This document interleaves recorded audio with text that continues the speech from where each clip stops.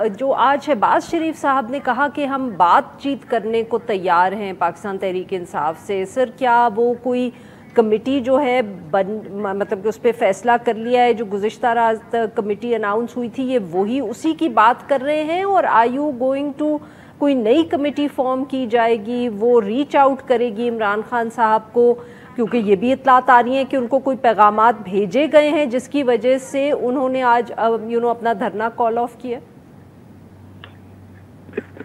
धरना तो उन्होंने कॉल ऑफ इसलिए किया कि वो जो 25-30 लाख लोगों को लाने की बात करते थे, उसका अशर अशीर भी वो लेके नहीं आ सके।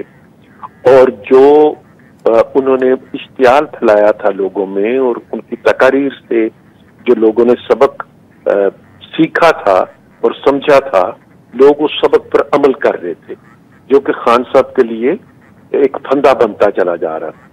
खान साहब लोगों की तादाद ना होने की वजह से और उस फंदे से जो कि खुद उन्होंने अपने लिए तैयार किया था अपनी तकरीरों से, और लोगों ने उन तकारीर पर अमल करके वो फंदा खान साहब के करीब पहुंचा दिया था।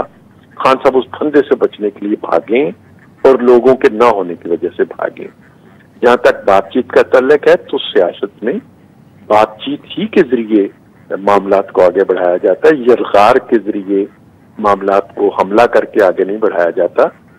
काबुल में और इस्लामाबाद में फर्क है और इस फर्क को रहना चाहिए, और इस फर्क को रखने के लिए पाकिस्तान की जमहूरी सियासी जमातों ने, जमहूरी सियासी कारकुनों ने, और जो सियासी कारकुन नहीं है लेकिन जमहूरियत से यकीन रखने वाले जो दूसरे लोग हैं, सहाफ़ी हैं, दानिशवर हैं, उन सब ने बड़ी कुर्बानियां दी हुई हैं।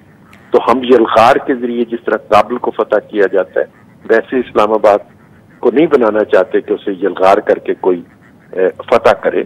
पार्लियामेंट में खान साहब को आना चाहिए। पार्लियामेंट में उनकी बड़ी अच्छी नशिस्तों की तादाद है। लीडर ऑफ द अपोजिशन की कुर्सी पर बैठे और लीडर ऑफ द हाउस से वो बातचीत करें दलील के साथ। परवेज साहब, बट आपकी हुकूमत पे भी माफ़ करिएगा सर, बहुत तनकीद हुई कि जो यलगार पाकिस्तान तहरीक इंसाफ ने तो करने की कोशिश की, मगर जो हुकूमत ने जिस तरह पाकिस्तान तहरीक इंसाफ का रास्ता रोका है पिछले 2 दिनों में, सर वो भी किसी यलगार से कम तो नहीं था। हमने उनके किसी भी पुरअमन बंदे को तो रोकने की कोशिश नहीं की है, सिवाय उन लोगों के जिन्होंने के शर्त लाने की कोशिश की और जिन्होंने मार धाड़ की, तोड़ फोड़ की। सर लिबर्टी टॉक में गुज़िश्ता रात लाहौर में कौन सा ऐसा शर कोई फैला रहा था? जो खवातीन थी, बच्चे थे, उनके ऊपर टीयर गैसिंग हुई, यास्मीन राशिद साहिबा की गाड़ी तोड़ी गई। कुछ हुकूमत भी इसको ज़रा थोड़ा बेहतर हैंडल कर सकती थी आपके ख्याल में? मेरे लिए शायद इस तरह जो जुज़वी वाक़यात हैं उन पर तबसरा करना मेरे लिए आरफा मुमकिन नहीं होगा। सही सर। लेकिन मैं अमूमी तौर पर ये समझता हूँ कि एहतजाज करना हक है, हम खुद भी करते रहे और दूसरों को भी करने का पूरा ये हक होना चाहिए।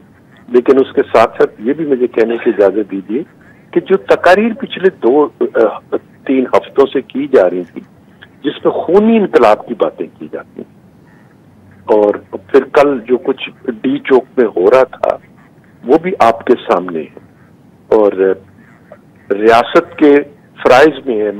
ये रियासत मुझे यकीन दिलाती है ना, जो मेरा सोशल कंट्रैक्ट है रियासत के साथ, कि वो मुझे मेरी जान का तहफ़्फ़ुज़ भी करेंगे और मेरी माल का तहफ़्फ़ुज़ भी करेंगे। तो रियासत के इस सोशल कंट्रैक्ट को या कॉन्स्टिट्यूशन में दिए हुए वादे को शहरी के साथ किसने पूरा करना है? हुकूमत ने पूरा करना है, इंतजामिया ने पूरा करना है। और जब इंतजामिया इस फर्ज को पूरा करने के लिए निकलती है और उस पर भी हमले होते हैं, एक कांस्टेबल की जान गई है लाहौर में, अभी 5 बच्चे मासूम उनके, मैं उनके घर से थोड़ी देर पहले वापस आया, उनकी बीवी को और उनके बच्चों को देखा और वो एक अजीबोगरीब बेचारगी की तस्वीर बने बैठे थे। तो ये वाकयात भी तो नहीं होने चाहिए।